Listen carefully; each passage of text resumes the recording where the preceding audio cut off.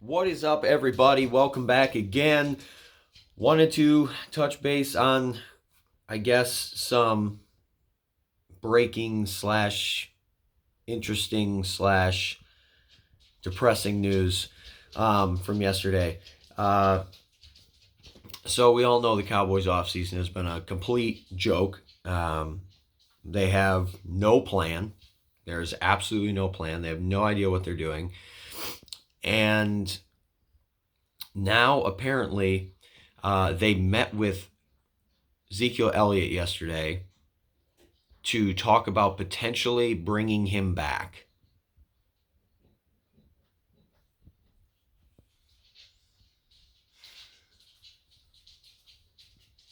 There's no plan. There's no plan. Jerry's finally become senile and is running this team with his Joe Biden dementia brain. I mean, this is crazy. Before we get into this, guys, make sure you share, like, subscribe, turn on notifications so you know when we got content coming out. You guys can see the videos. Anyway, so Ezekiel Elliott meets with Cowboys yesterday to talk about a potential reunion. This is the worst fucking idea I've ever heard. What is the point? How many running backs are you going to have on this team coming into camp? You're going to draft a back, and according to Mike Fisher, insider for a long time with the Cowboys, basically what Mike Fisher says is gold. I take it to the bank, because like Fisher says, do you want your Cowboys information coming from Connecticut or do you want it coming from Frisco? I want it coming from Frisco. And apparently, talking to insiders inside of the Cowboys organization and people who are close to making the decisions, the Cowboys have zeroed in on Jonathan Brooks, the running back out of Texas, in this draft. So essentially, you would be thinking that they are taking Jonathan Brooks to be the starting running back, or obviously hoping that he will be the starting running back. Okay, well, then at that point, what are we doing with this Zeke nonsense? First off, Zeke is washed. He is done. There is nothing left in the tank for Zeke. And this offensive line is not going to be good enough for Zeke to have some type of end of his career, last hurrah resurgence. That is not this offensive line. So I'm not sure exactly what we're doing here. You let Zeke go because he wasn't good enough anymore to be the bell cow. And you thrust Tony Pollard into that role. Which, because I don't think Tony Pollard regressed this year. I think maybe it took him a little bit of time to get going early. But for the most part, Tony Pollard was fine. The offensive line had problems this year. It was not a good offensive line. It was not healthy at times throughout the year. Terrence Steele was a mess. Just wasn't the same offensive line. There wasn't a whole lot of holes to run through. So I don't think it was really a Pollard problem. I think it was a run scheme problem with McCarthy, who's never been able to develop run games. I think it was a run scheme problem. I think it was a share the load with carries problem. And I think it was an offensive line and an offensive line scheme problem. So now, behind what was a better offensive line at the time, you let Zeke go because he couldn't perform. Now you're going to bring him back? For what? What is the purpose? The only purpose you would bring Zeke back for is short yardage, goal line, pass pro, which I thought is what you went and got Royce Freeman for, which, like I said, did a very, very short video on Royce Freeman signing. Just to the video, they signed Royce Freeman.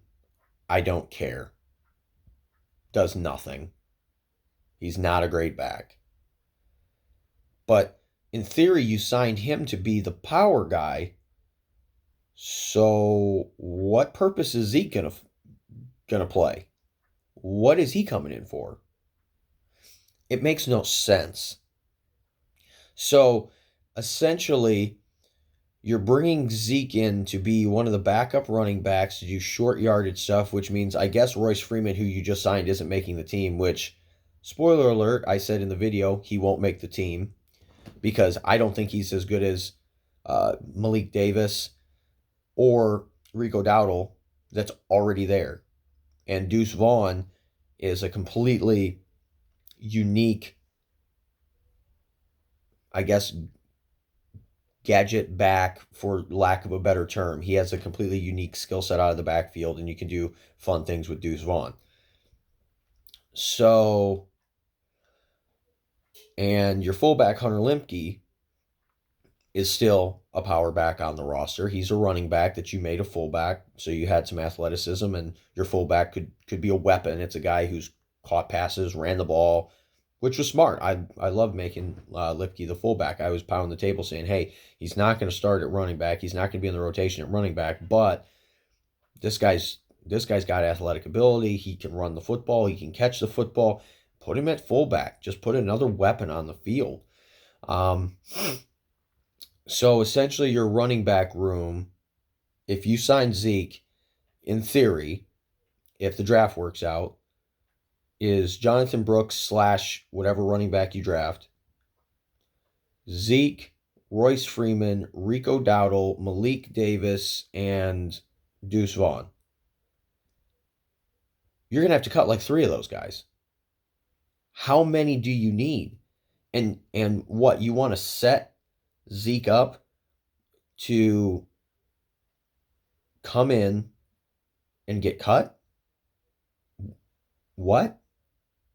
This is the absolute nonsense when it comes to Dallas. He wasn't good enough before, so now you're bringing him back. And not only that, Zeke was a good player for a long time with Dallas. And now what, you're going to set him up to come in and embarrass himself because he's not going to make the team? At least he shouldn't make the team compared to some of these other backs. What is the purpose of that? What is the purpose to bring him in and embarrass him? Why? Not to mention the fact, what does it do for you? Why is it a smart move for him to be here in the first place? Why is it a smart move? It's not. It's a stupid move. This is an absolute, oh, well, we don't want to sign Derrick Henry. Oh, we don't want to sign Josh Jacobs. Oh, we don't want to sign Saquon Barkley. We want to bring back Zeke. What type of dementia brain are you functioning with, Jerry? Zeke is done. Zeke should be signing a 1-day contract with Dallas because he's retiring. He has no football left in him. He has 1 year of being a supplemental power back for somebody who just needs some beef in the offensive line or needs somebody for pass pro. It's not what Dallas needs. And apparently you already signed Royce Freeman to do that. So what was the purpose of signing Royce Freeman if you're still interested in bringing back Zeke? Shouldn't you have let that Zeke, as Jerry would say, we're waiting to see where all the leaves drop to figure out some of these contracts. Shouldn't you let the Zeke leaf drop before you go sign Royce Freeman? Interesting. Not to mention that getting into the back half of this, so we've talked about now the news that Zeke is in talks of a reunion with the Cowboys. He met with Jerry and everybody yesterday at the Star. And what a disaster that's going to be, and what a stupid move this is, and a wasted roster spot. But let's get into the rest of what has happened with Dallas. And let's start with what we just talked about. Jerry Jones, we're waiting on some of these leaves to drop for for some of these contracts to get done. We before we do deals like CD and Micah, and Dak, we want to see where all these leaves drop. So that is Jerry Jones saying that. We're just waiting to spend 7 times more money than we need to on these contracts. We want to wait to see what all these other players get, which then is going to jack up the price of our own players. That's what that means. He's an idiot. This is not how you function with contracts. Oh, we're going to wait to see where the leaves drop. You're going to wait for guys like Justin Jefferson to get signed. You're going to wait for guys like Jamar Chase to get deals. You're going to wait for guys like Amon-Ra St. Brown. Congratulations. Hand clap for Detroit. Went out early, quickly, got their deal done with Amon-Ra St. Brown. And first leaves drop. Price just went up, Jerry. Price just went up. St. Brown just signed. Price is going up. It's like you're waiting for all these guys to sign. Devontae Smith, good job to the Eagles, just signed. Price went up, Jerry. You're waiting for all these guys to sign? No, you sign your guy first. So he's bottom of the market. You wait till everybody else signs, then it goes from, I'm sure you Cowboys fans remember this. We were going to sign Dak Prescott when we were doing this first contract. They were negotiating 35 to 33 million. That's where they were at. And then they got down to like 33 and a half to 34, and they couldn't close the deal, and he played out his contract. So, because at just like that time, well, we want to see where all the leaves drop with these other quarterbacks. Well, all the leaves dropped, and then you ended up having to pay him 45 plus a year. Because you waited till everybody else got signed. And the money went up. Duh. And then you had to leapfrog everybody else's money. This is exactly what he's doing right now with CeeDee Lamb. There's no plan. Oh, we're gonna wait to intentionally pay more. That's not a plan. They're doing the same thing with Micah Parsons. They just picked up his 5th-year option. Why are you waiting to pay Micah Parsons? Why are you waiting till somebody like TJ Watt gets another deal? Why are you waiting till somebody like Bosa gets another deal? Why are you waiting for these players to get deals? Get him done now, especially with Micah. I got my own shit with Micah. Micah's a good player, but he's overrated. Micah, his entire career, and I know off the jump you guys go, what? No, you're crazy. No, really, go back, look at it. Think about the big games since Micah Parsons been there. Did he ever show up for one of those Philly games? Did he show up against the Niners? Did he show up against the Packers? He had the worst game of his career. Micah, did he show up against Buffalo? Micah Parsons never, ever, ever has good games against teams that are above 500 or playoff teams. Doesn't happen. He'll have an okay game here or there. Never has good games against playoff teams. Doesn't happen. Micah Parsons is overrated. Micah Parsons' career so far is literally the blueprint of what the Cowboys are as a team. Micah Parsons' stats and season numbers feast off the Carolinas, the Washingtons, the New Yorks, where Micah Parsons has a field day against these crap teams, does nothing the rest of the year, which is, in case you guys haven't caught on yet, I'm sure you guys all noticed Micah Parsons trails off at the end of the year. You know why he trails off at the end of the year? Because that's when the Cowboys schedule is usually backloaded with playoff teams.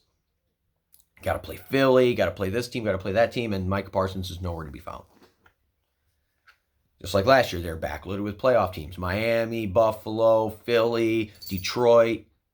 Micah Parsons was MIA. Nobody could find him. We had to put out an APB for Micah Parsons for about 6 weeks. He went 6 weeks without a sack, guys. He's way overrated.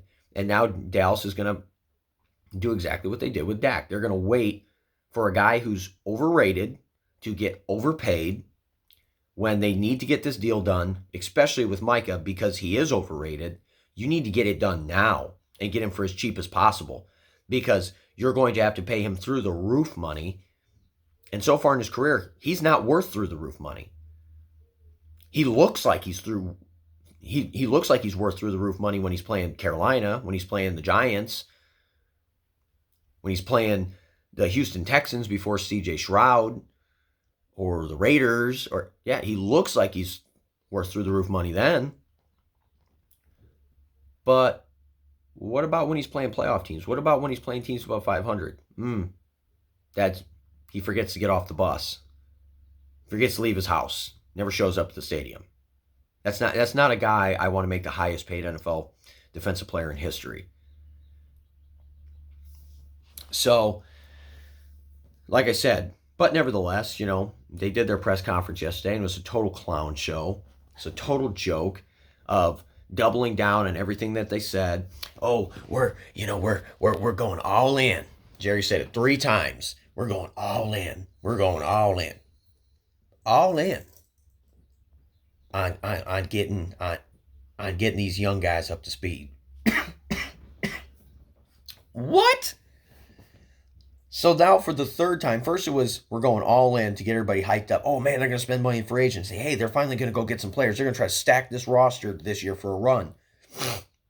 Well, that's not really what we meant by all in. Then it changed to, well, what we meant by all in was we're going all in on getting the Dak and the Micah and the CD contracts done. So then it was we're going all in with the players that are already on our roster. We're going all in to get their contracts done. Huh. But their contracts aren't done. Micah doesn't have a contract. CD doesn't have a contract. Dak doesn't have a contract. Huh. So you're going all in to get those contracts done, but they're not done. Then he triples down again. Yes, we're going all in. We're going all in. And then, wait, going all in for what? Oh, we're going all in with these young guys on this roster. We're all in with these young guys. Okay, now it's changed again. Now it's we're all in. We're all in on believing in the young guys who are on the roster, like Demarion Overshown, who didn't play last year. So now we're all in on young guys. First we were all in. Then we were all in on keeping our own players in-house, signing our big-name guys and getting those contracts done. Now we're all in on the young guys. That's not what all in means. And the fact that they keep saying this is total bullshit. It's total bullshit. You're not all in, and especially on these contracts. There's no plan. Dak does not have a contract. And they said yesterday, once again, clown show in this press conference, oh, we have no intention of drafting a quarterback high. How? How do you not have an intention of drafting a quarterback? You understand, Jerry, that Dak can say bye-bye next year. And Dak's already said that he's comfortable testing free agency, and his agents made it clear that they're going to test free agency if this deal doesn't get done. So once again, Jerry, so you want to get into a bidding war at the end of the season for Dak Prescott, which at the end of the day, even if you overpay him in a bidding war, he can still say, you know what, you guys never believed in me. You've made me fight for this money twice now. I just came off an MVP caliber year. I was second in MVP voting. I was second team All-Pro. And I'm still fighting for my money? No thanks. I'm going somewhere else. I'm going to a team who actually wants me, who actually isn't going to make me fight for my money. Dak can leave. They can't tag him. He has no trade. They can't do anything with Dak. He can just walk at the end of the year. Dallas can offer him a contract. He doesn't have to accept it. He can say no thanks and move on. And you're not going to take a replacement?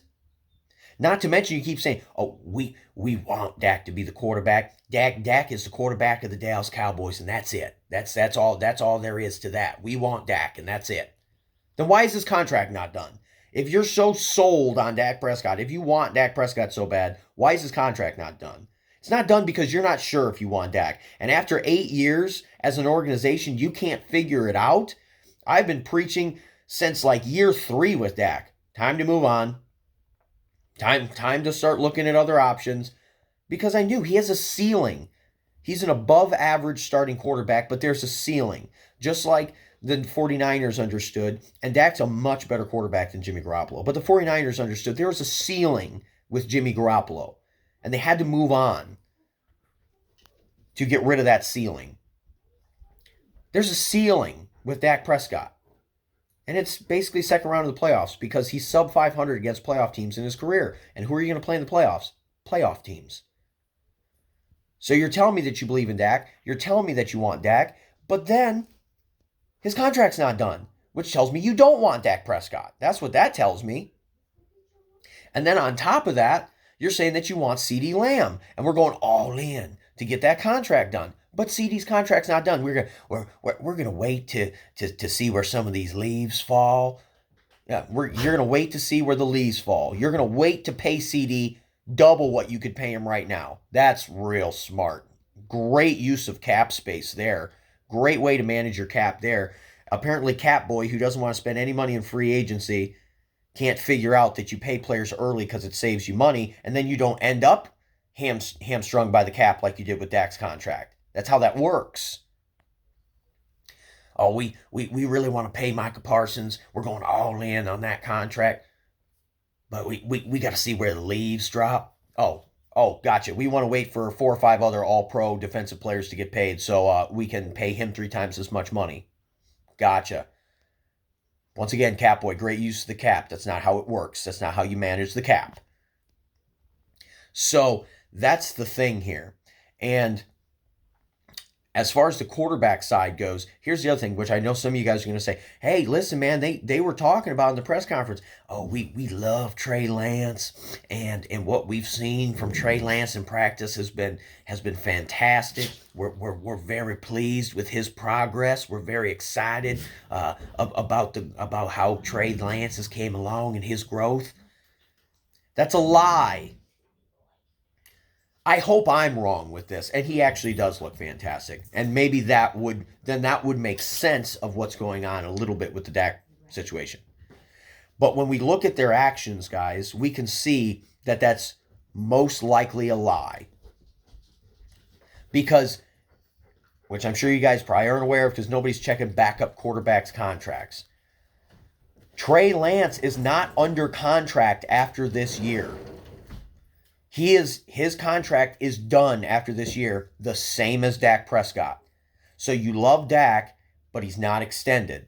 He can walk at the end of the year. Oh, you love Trey Lance, and that's why you don't want to take a quarterback because Trey Lance is going to be the successor. Okay, Trey Lance is going to be the successor? Then why the fuck is his extension not done? You're going to let Trey Lance walk at the end of the year. His extension's not done. So, and once again, manage the cap. If you really do love Trey Lance and you think that he could be the successor of Dak Prescott, then offer him a contract extension right now where you can pay him backup quarterback money.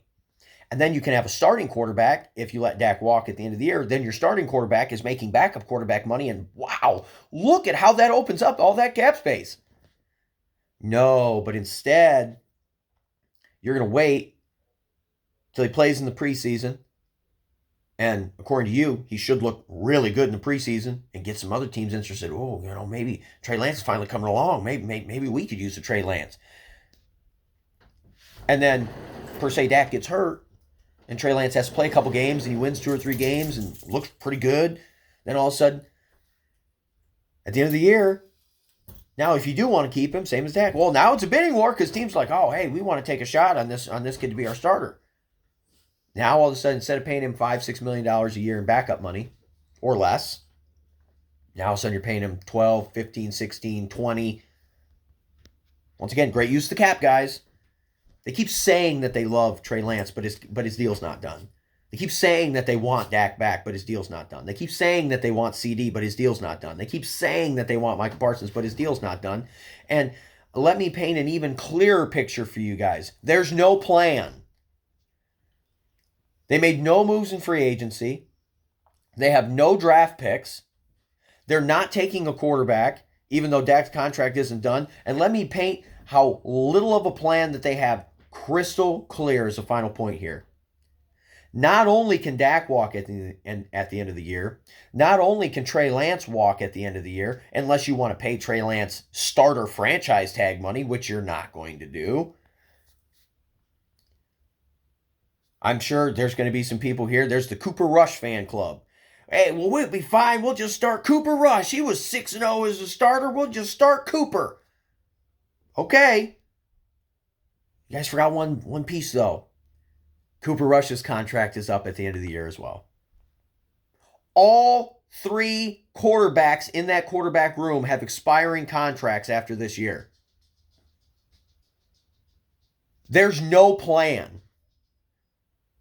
Is Cooper Rush the plan? No, his contract's up at the end of the year. No extension.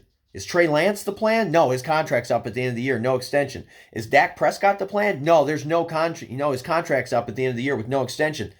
Oh, so then they must be drafting somebody. They're gonna draft a replacement. Nope, they're not drafting anybody. They're going to go into next year potentially with the scenario that could happen of you have 0 quarterbacks on the roster. Rush walks, Dak walks, Lance walks. All on expiring contracts. How's that for painting their plan crystal clear? Not only is Dak expiring, Trey Lance and Cooper Rush are as well, and all 3 of them can walk. There is no plan, guys.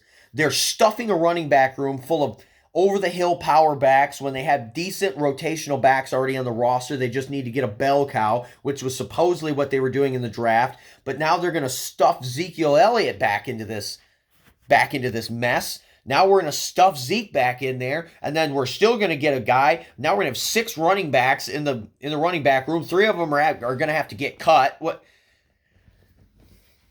Don't have any plan on how we're going to get an offensive lineman. You got to hope one of them starts. The defense is still a problem.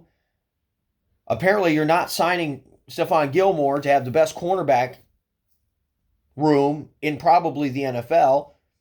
Not that Diggs and Bland aren't great, wouldn't be a great duo starting, but you're still missing the fact of Bland was supposed to play the slot. And I'd rather have 3 great corners on the field and move Bland back to the slot and have 3 great corners on the field versus 2 and a very, very average guy in Jordan Lewis. And also add that depth to have a guy like Jordan Lewis like we had last year. I said, we'll be fine. Bland can play outside. Jordan Lewis has been a starter his whole career. We'll be fine. We had depth. Now Jordan Lewis gets hurt again. Who's your depth?